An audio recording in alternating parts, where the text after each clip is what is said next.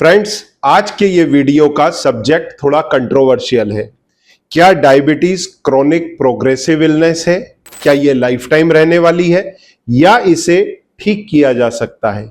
और ठीक करने में भी चार कैटेगरी है। क्या इसका दवाइयों के बगैर कंट्रोल किया जा सकता है? क्या इसका रेमिशन किया जा सकता है? और क्या इसका रिवर्सल किया जा सकता है? और रिवर्सल किया जा सकता है तो उसके क्या माने हैं? क्योंकि आपके डॉक्टर्स इस बात को मानने के लिए तैयार नहीं है। ये बात अलग है कि वो मेरे भी कलीग्स हैं। अब जो स्टूडेंट लाइफ में उन्होंने पढ़ा है वही मैंने पढ़ा है। मैं भी यही मानता था एक समय पर कि diabetes is a chronic progressive illness, ये जीवन भर के लिए है, कभी ठीक नहीं होगी। पर पिछले 7-8 साल में मैंने हजारों मरीजों को चेंज होते हुए देखा है, उनकी डायबिटीज का रेमिशन रिवर्सल होते हुए देखा है। और सैकड़ों में मैंने इंटरव्यूज अपने लॉन्ग लिव लाइफ के चैनल पर विद प्रूफ डाले हुए हैं। इसलिए ये वीडियो अगर आपको जरूरत लगे तो अपने उन डॉक्टर्स के साथ में भी शेयर करना जो ये बोलते हुए नहीं थकते कि diabetes is a chronic progressive illness, ये आपको जीवन भर रहेगी और इसमें कुछ नहीं हो सकता। अगर कोई डॉक्टर ये बोलता है कि इसका रेमिशन रिवर्सल पॉसिबल है तो वो गलत बोलता है। और कई डॉक्टर्स तो एकदम वाइल्ड हो जाते हैं यार, एकदम चढ़ जाते हैं, परंतु वो फैक्ट चेक नहीं करते। देखिए, अगर आपको टाइप 1 डायबिटीज है, मैं क्यों ऐसा रिलैक्स मूड में बैठा हूं? क्योंकि एक जनरल डिस्कशन है, आपसे रूबरू हो रहा हूं खाली इस बात के लिए कि आप इस बात को समझ पाए, इस बात की क्लैरिटी ले पाए। क्योंकि आप जब मुझसे बात करते हैं तो आपको लगता है, आपकी उम्मीद बनती है कि शायद मैं सही बोल रहा हूं, पर जब आप अपने डॉक्टर को जाकर के मिलते हैं तो फिर आपको वो कंफ्यूज कर देते हैं।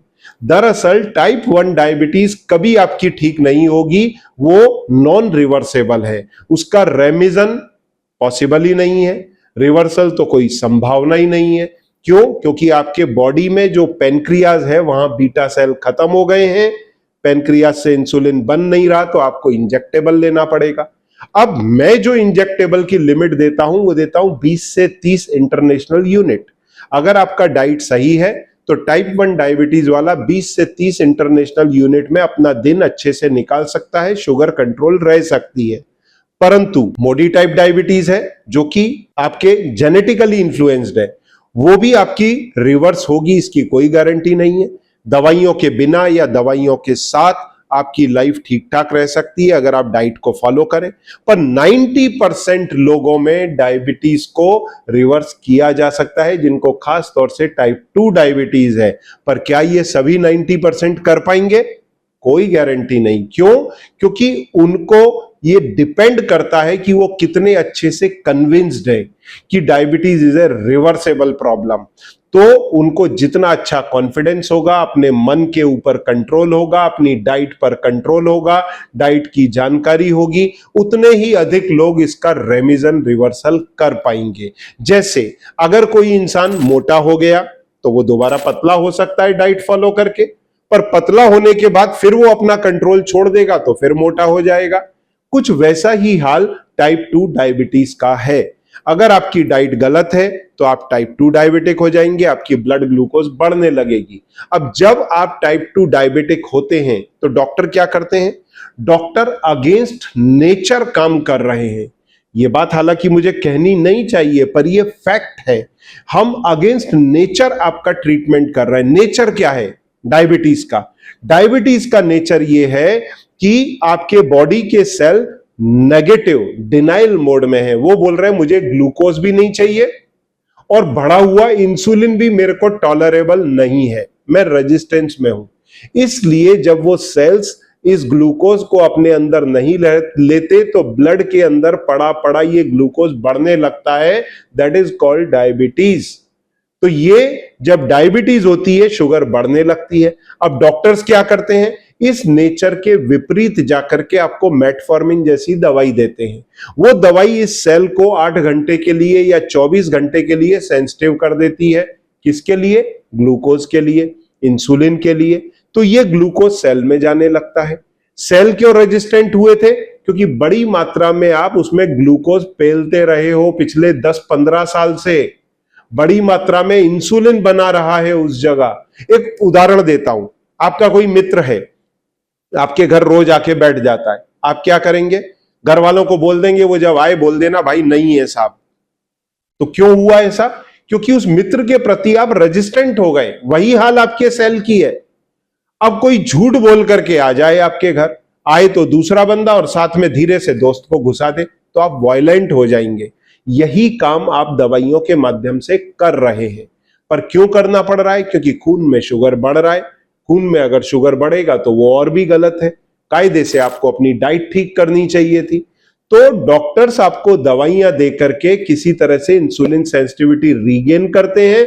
कुछ समय बाद वो रेजिस्टेंस और बढ़ता है, फिर दूसरी दवाई देते हैं जो आपके पेनक्रियास से और अधिक इंसुलिन निकालता है। तो उस बढ़े हुए इंसुलिन के सामने इस सेल को मजबूरी में सिर झुकाना पड़ता है, ग्लूकोज को अंदर लेना पड़ता है, आपकी ब्लड शुगर फिर रेगुलेट होने लगती है।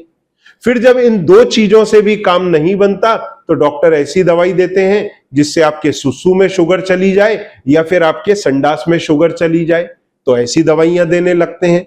तो ये बेसिकली जो आपका सेल का नेचर है उसके अगेंस्ट है। परंतु मैं यहां पर यह भी नहीं बोलूंगा कि आप अचानक से दवाइयां खाना बंद कर दें। इसके विपरीत होना क्या था? आपको डॉक्टर को बोलना चाहिए था, आपके डॉक्टर को, कि आप अपनी डाइट ठीक करें, जैसा प्री डायबिटीज के मरीज को हर डॉक्टर बोलता है। अगर आपका HbA1c 6.26 6.1 है, आपकी शुगर 100 सवा 100 के ऊपर नहीं जा रही है, तो आपको डॉक्टर क्या बोलते हैं? आप प्री डायबिटिक रेंज में हैं, आपकी डाइट सही करें। आप नॉन डायबिटिक रेंज में चले जाएंगे तो भाई एक डायबिटिक वाला क्यों नहीं नॉन डायबिटिक में जा सकता? वो भी जा सकता है, पर वो उस थ्रेशोल्ड के बाहर निकल चुका है। तो उस थ्रेशोल्ड के अंदर आने के लिए उसको मेहनत करनी पड़ेगी। आपने एक सैटेलाइट उड़ाया जमीन से, अब वो एस्केप वेलोसिटी के बाहर जाकर के जो अर्थ का एटमॉस्फेयर था उसके बाहर निकल गया। अब उसको अंदर आने के लिए एक्स्ट्रा एनर्जी डाल के अंदर आना पड़ेगा। तो एक बार आप 6.4 के पार चले गए तो वापस आने के लिए आपको 75 ग्राम ग्लूकोज पी करके जीटीटी टेस्ट पास करना पड़ेगा। That will called reversal. पर डॉक्टर किस तैयारी में आ जाते हैं? हम आपकी शुगर ठीक से मैनेज करेंगे और अब हम आपके कॉम्प्लिकेशंस पर फोकस करेंगे कि आपको हार्ट अटैक तो नहीं आता, आपको ब्रेन स्ट्रोक तो नहीं आता, आपका किडनी तो खराब नहीं होता, आपकी आईज तो खराब नहीं होती, आपका फुट तो खराब नहीं होता, आपको न्यूरोपैथीज तो नहीं होती, आपको ब्रेस्ट कैंसर तो नहीं होता, आपको प्रोस्टेट कैंसर तो नहीं। मतलब हम डिफेंस में उतर आए और खाली शुगर को मैनेज कर रहे हैं। किडनी खराब हो गई, अरे आप अपना बीपी सही करिए, आपकी शुगर मैनेज। अरे भाई वो ठूस ठूस के खा रहा है। वो क्या खा रहा है? भर भर के रोटियां, भर भर के चावल, भर भर के दाल, भर भर के पोहा, उपमा, भर भर के अगर दिन में 4 बार कार्बोहाइड्रेट ग्लूकोज खाओगे, ठोकोगे, तो होगा क्या? ब्लड में ग्लूकोज बढ़ेगा। अरे भाई इसको अंदर डालना बंद करो ना, आपकी शुगर अपने आप कंट्रोल आ जाएगी।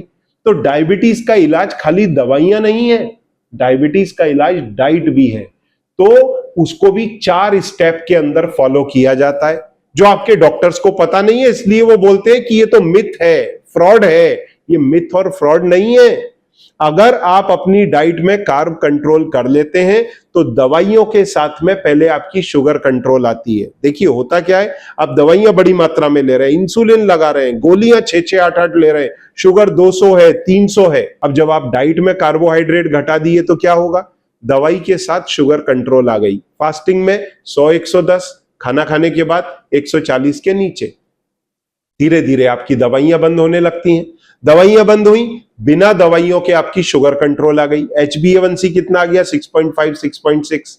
अब धीरे धीरे जब आपकी शुगर घटते घटते फास्टिंग में 100 के नीचे, खाना खाने के बाद की 120 के नीचे आ रही है, तो धीरे धीरे आपका HbA1c भी घट जाएगा, वो आएगा 5.7 के नीचे। तब इसको क्या बोलेंगे? This is called remission. इस स्टेज में भी अगर आपने बड़ी मात्रा में कार्ब किसी दिन ले लिया, चावल खा लिया, 4-6 रोटी खा ली, मिठाई खा लिया, तो आपकी ब्लड ग्लूकोज फिर 200 पार जाएगी। क्यों? क्योंकि आप रेमिजन तक पहुंचे हैं, आपने रिवर्सल नहीं किया है। रिवर्सल करने के लिए आपको ये 75 ग्राम ग्लूकोज पी करके जीटीटी टेस्ट पास करना पड़ता है। 1 घंटे का रीडिंग 160 के नीचे, 2 घंटे का रीडिंग 140 के नीचे, तब आपकी डायबिटीज रिवर्सल कहलाती है। तो now diabetes is not a chronic progressive illness. 90% cases के अंदर इसको रिवर्स किया जा सकता है। वो बात अलग है कि 90% लोग कर ना पाए, उनकी बॉडी कभी साथ ना दे, उनको कभी डाइटिशियन सही से डाइट गाइड ना करे, या फिर उनकी कुछ मजबूरी हो, वो खुद ही उस फूड को एडॉप्ट ना कर पाए, सीख समझ ना पाए, या उनका मन ना माने, तो वो बात अलग है। पर 90% लोग केपेबल हैं रेमिजन रिवर्सल के लिए। कर कितने पाएंगे ये उनके ऊपर डिपेंड करता है, और मेरे जैसे कोच गाइड के ऊपर डिपेंड करता है, जो उनको सही से गाइड करे, उनकी बॉडी सही से रेस्पॉन्ड करे और वो सही से फॉलो करें। ये 3 फैक्टर होने जरूरी हैं। परंतु वो जो 10% टाइप 1 डायबिटीज, मोडी टाइप डायबिटीज है, उनका रिवर्सल संभव नहीं है। मोडी टाइप भी बिना दवाइयों के जीवन निकाल सकते हैं एक बार कुछ स्पेसिफिक मोडी टाइप्स में, परंतु टाइप 1 डायबिटीज वालों को इंसुलिन का इंजेक्शन लगेगा, उसके साथ में उनको डाइट भी फॉलो करना है। जो मोडी टाइप डायबिटीज है, अगर वो डाइट फॉलो करेंगे तो कुछ में दवाइयों की जरूरत है, कुछ में इंसुलिन की जरूरत है, कुछ में किसी चीज की जरूरत नहीं है, खाली डाइट की जरूरत है।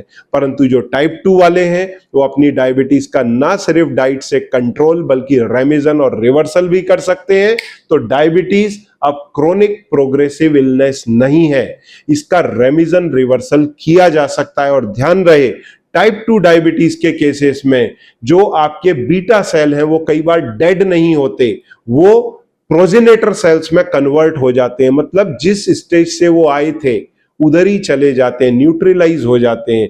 जब आप डाइट फेवरेबल लेते हैं, डायबिटीज के ठीक करने वाली लो कार्ब डाइट, तो वो धीरे धीरे अपने काम पर लौट आते हैं, फिर इंसुलिन बनने लगता है और आपका डायबिटीज का रेमिजन और रिवर्सल होता है। और वैसे भी टाइप 2 डायबिटीज में आपके पेनक्रियास के बीटा सेल 2 से 10 गुना ज्यादा इंसुलिन बना रहे होते हैं। तो अगर आप उनको लो कार्ब डाइट पर शांत कर देते हैं तो आपकी बॉडी जो है वो रिजुविनेट होने लगती है, आपके बॉडी में योगाभ्यास शुरू हो जाता है एक तरह का। और ऐसे में आपके बॉडी के सेल अपने आप को रिजुविनेट करते हैं, इंसुलिन रेजिस्टेंस धीरे धीरे घटता है और आपकी डायबिटीज जड़ से चली जाती है, खत्म हो जाती है। तो अगर आप भी चाहें अपनी डायबिटीज का डाइट से ना सिर्फ कंट्रोल बल्कि रेमिजन और रिवर्सल कर सकते हैं। अब ये मिथ नहीं है, किसी प्रकार का ये टैक्टिक नहीं है, ये प्योर साइंस है। अगर आप चाहें तो इस वीडियो को अपने डॉक्टर के साथ भी शेयर कर सकते हैं और उनकी ओपिनियन लेकर के आगे बढ़ सकते हैं और स्वास्थ्य लाभ पा सकते हैं। Thank you very much.